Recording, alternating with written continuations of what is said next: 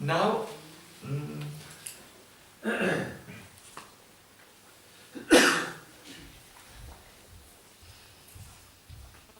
in the Bhagavad Gita, you will find something, a very interesting purport of Srila Prabhupada, where he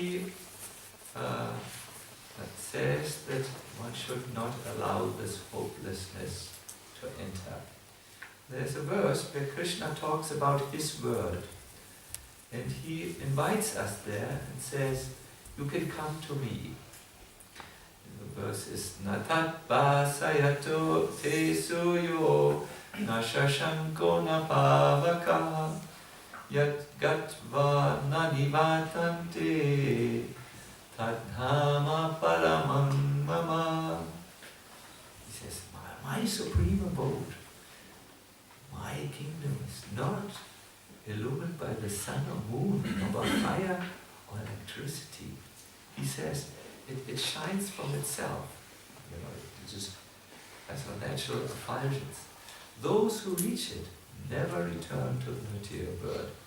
And Prabhupada, Srila Prabhupada, he, my exalted spiritual master, he says, one should be captivated by this information. Captivated means I'm captivated, means I'm bound by this. This is really captivating. It just grabs me entirely. He should desire to transfer himself to that eternal world and extricate himself from this false reflection of reality. A little while ago, I was at the dentist and I said, can you look at my...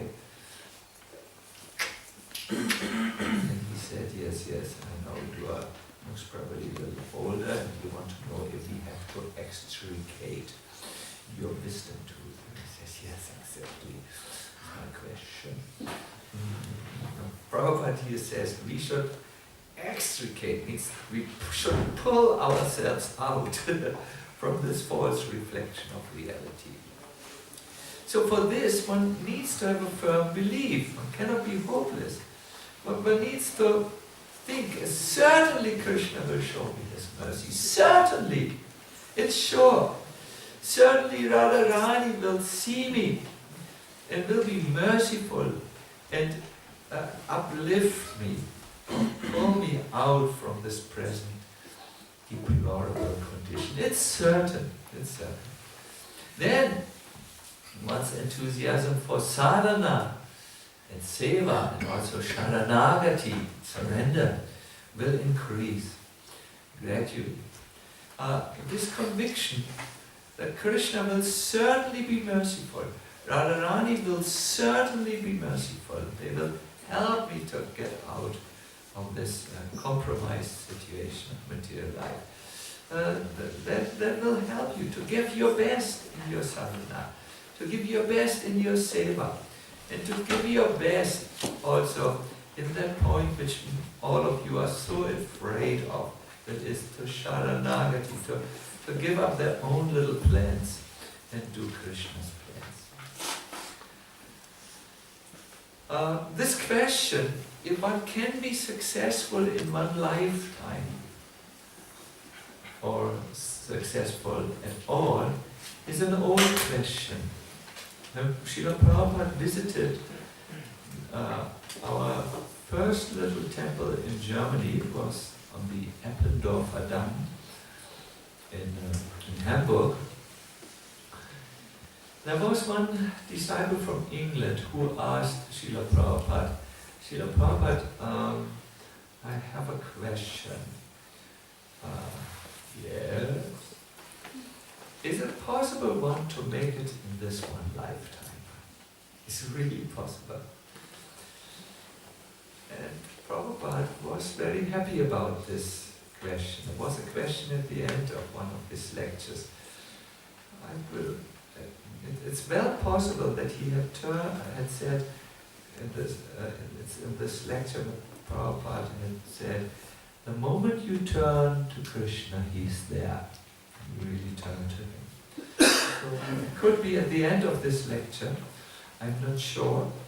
The devotee had this doubt, will it be possible? Will God respond to me? Huh? And then Srila Prabhupada said, it is possible. In 1 second. Ooh, next second. Provided you are serious. It is not difficult. And then he said, there is no formula that one can do so and so and can be Krishna conscious after so many years. No, there is no such formula. One may not become Krishna conscious even after millions of births. And on the other hand, one can become Krishna conscious within 1 second. And then he says, we can become perfect in Krishna consciousness if we take it seriously. Especially you. You are all young boys. Prabhupada turns to these young devotees before him. We expect that you will live at least for another 50 more years. That is sufficient time. More than sufficient. More than sufficient.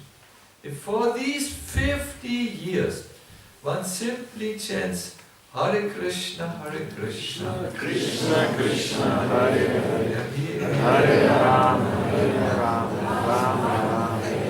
Thank you. I have faith that you know the mantra.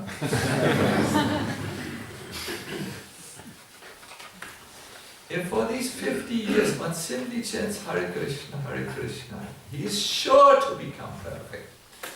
There is no doubt about it. Simply you chant this mantra Hare Krishna. Oh,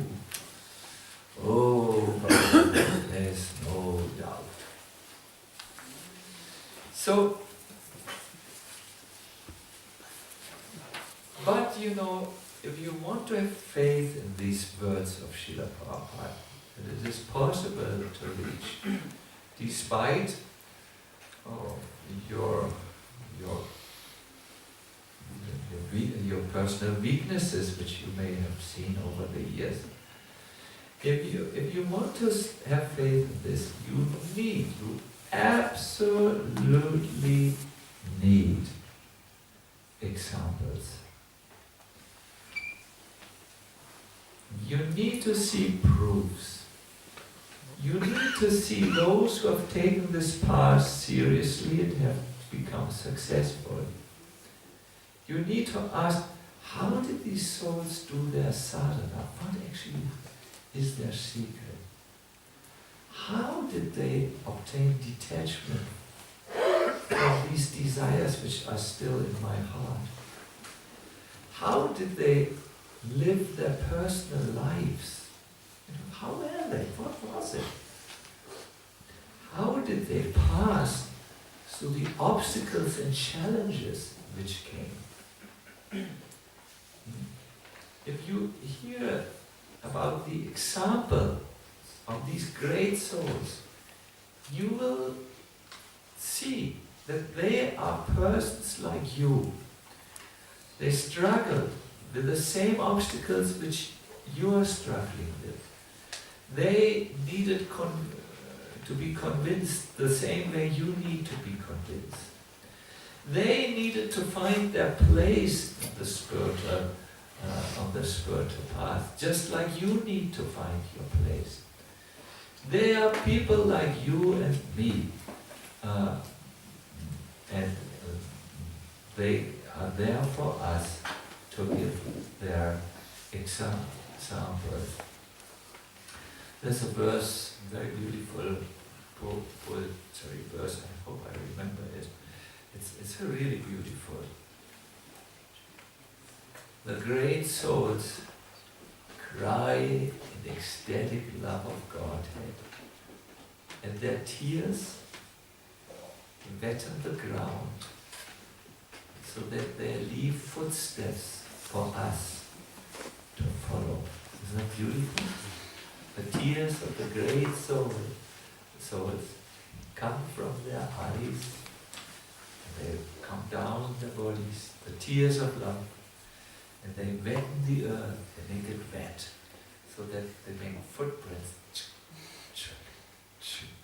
for you and me to follow their path. This is a beautiful verse, a beautiful poem.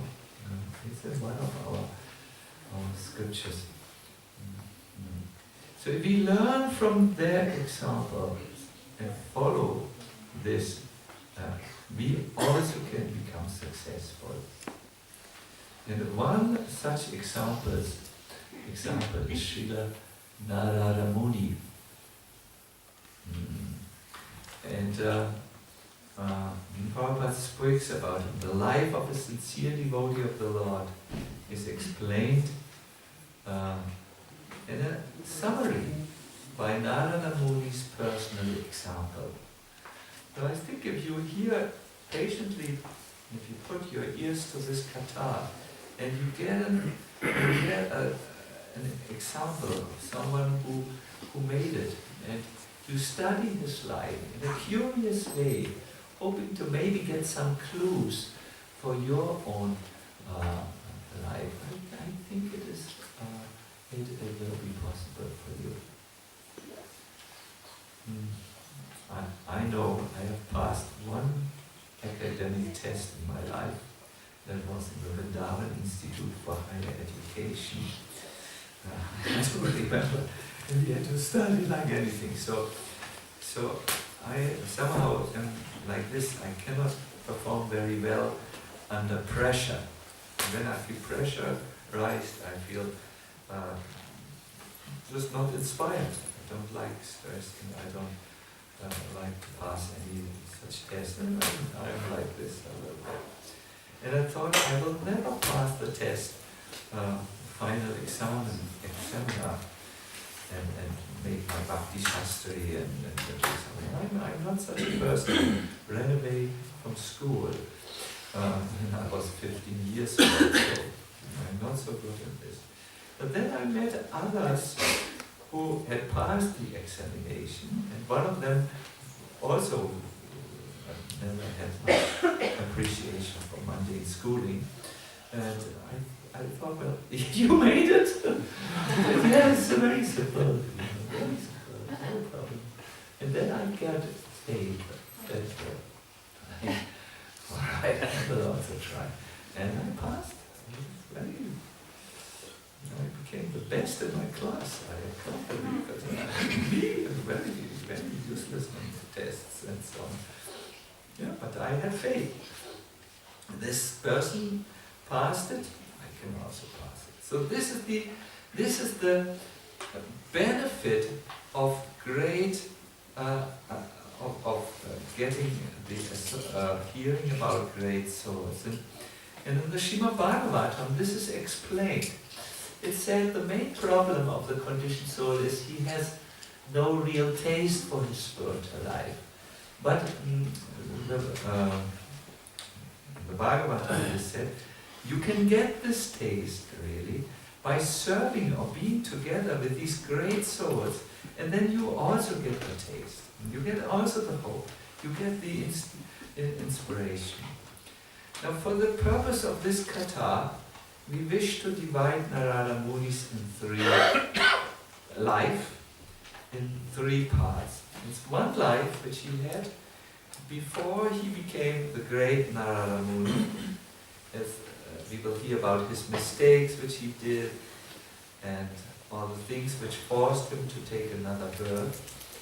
We will then hear how he took another birth, and how he comes in contact with these great devotees of Krishna, and in their association gets ruchi or taste to practice his spiritual path. And then we will just talk about how at the end he got the darshan of the Lord, and how he received the Lord's instructions how to achieve the ultimate perfection. And then we will also hear about how he assumed his pure spiritual identity, and so on. So the life before Narada Muni, he was born as a denizen of Gandhava Loka. He had the name Upavahana. And like all Gandhavas, he was born with very, very handsome physical appearance. And as Upavahana, he was very much aware that he was very beautiful, and he was expert in decorating himself. Nowadays we would put maybe interesting gel in the hair and put it a little up, and then put a little attractive ring in the nose or bone. I'm not so. Yeah, I've seen. Once I visited and did a kirtan with Boy George in a discotheque in the airport in Frankfurt. That was really something. I really saw some first-class decorations. He wanted to attract the attention of women, and he became a playboy. He says, he remembers his life there, and he said, I had a beautiful face and pleasing, attractive bodily structure. I was decorated with flower garlands and sandalwood pulp. I was most pleasing to the women of my city. Thus I became completely bewildered and felt lusty desires. Do you know